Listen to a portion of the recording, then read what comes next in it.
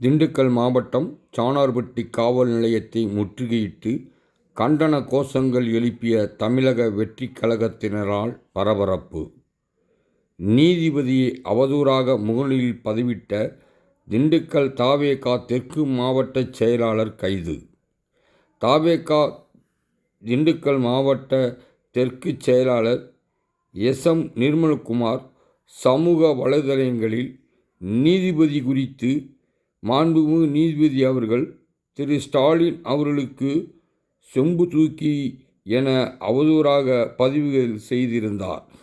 இதனை நத்தம் செந்துறை எஸ். குருமப்பட்டி பகுதியைச் சேர்ந்த செல்வகுமார் திமுக ஐடி பணியாற்றி வருகிறார்.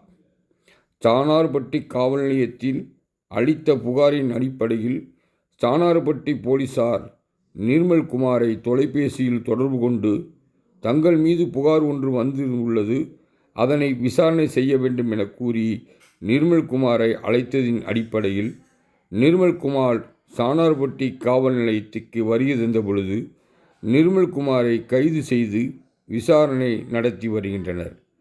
மேலும் சாணார்பட்டி காவல் நிலையம் முன்பாக தமிழக வெற்றிக் கழக தொண்டர்கள் வருகை புரிந்து வருவதால் அப்பகுதியில் பரபரப்பு ஏற்பட்டது.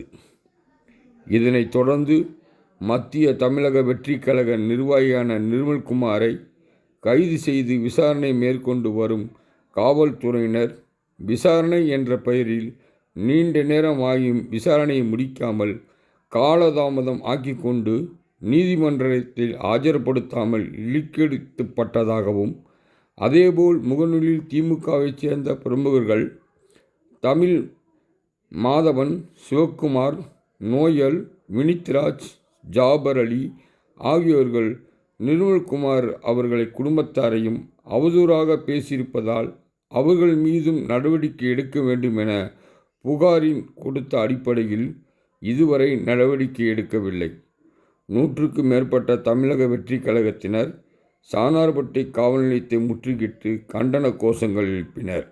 இதனால் கண்டன கோஷங்கள் எழுப்பிய தவேகாவினரை போலீசார் குண்டுகட்டாக தூக்கி கைது செய்தனர். இதனால் அப்பகுதியில் பரபரப்பு ஏற்பட்டது.